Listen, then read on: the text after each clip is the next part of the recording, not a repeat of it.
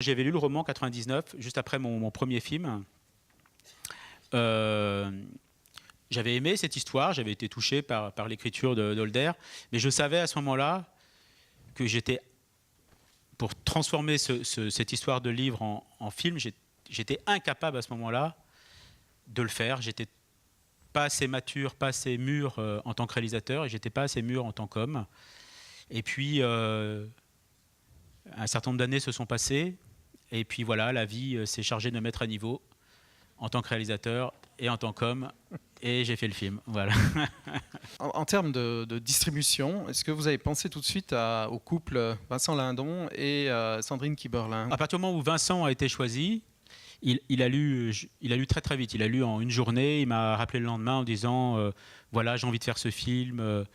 C'est ce genre de personnage que j'ai envie d'interpréter à ce moment-là de ma vie. On a discuté ensemble qui pourrait être Mademoiselle Chambon. Alors on a évoqué des noms, et puis il n'y a rien qui me convenait vraiment. Puis à un moment, ça m'est apparu comme une évidence de demander à Sandrine. Alors je me suis permis d'appeler Vincent auparavant parce que des gens le savent, mais des gens ne le savent pas, c'est que Vincent et Sandrine ont été mariés. Ils ont vécu longtemps ensemble, ils ont un enfant ensemble, et ils sont séparés depuis 5 ans. Ce qui fait que c'était quand même assez étrange de vouloir faire cette histoire d'amour avec des gens qui ne sont plus ensemble. Mais je comprenais que ça ennuie Vincent. Et en fin de journée, Vincent m'a dit, écoute Stéphane, j'ai réfléchi, je ne peux pas imaginer que Sandrine passe à côté d'un aussi beau rôle à cause de moi. Donc, envoie-lui. Si elle aime le scénario, on en parlera entre grandes personnes, entre elle et lui. Et donc, j'ai l'impression qu'ils en ont bien parlé. Et Effectivement, oui. et qu'ils ont accepté ensuite.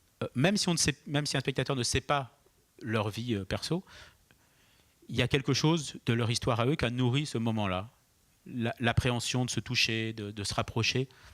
Parce que c'est pas simple de se rapprocher quand on a été très proche, mais qu'on ne l'est plus. Vous laissez parler beaucoup les silences.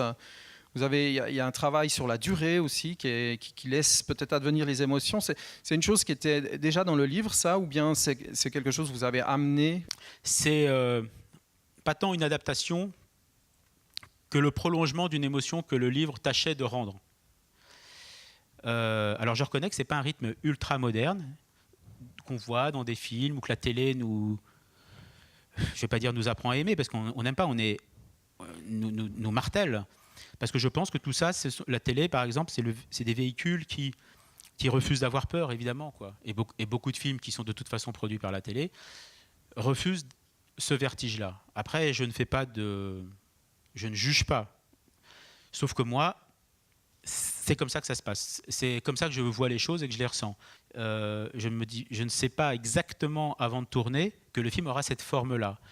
C'est le plateau aussi et l'instant qui décide de la forme. Venons-en peut-être très naturellement au violon de Sandrine Kiberlin, parce que dans la prise, c'est assez étonnant aussi. On a vraiment l'impression qu'elle sait manipuler un violon.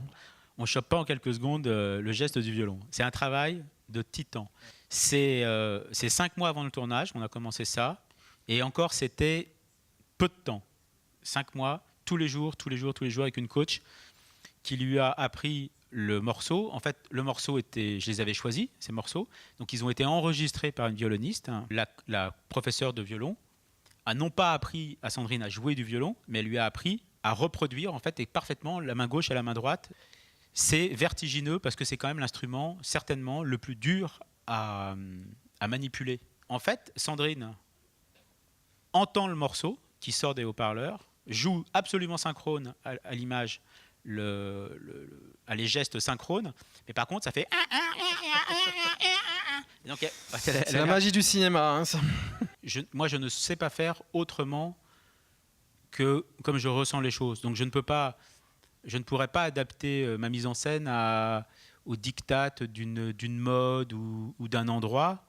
Je ne saurais pas le faire. Ce n'est ni de la prétention ni quoi que ce soit.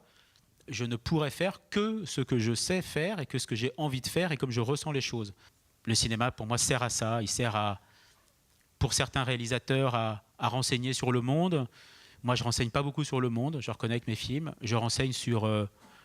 j'éclaire nous-mêmes.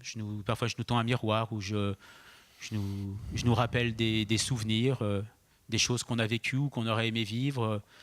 Voilà, des choses qui... Je nous regarde nous, tout simplement.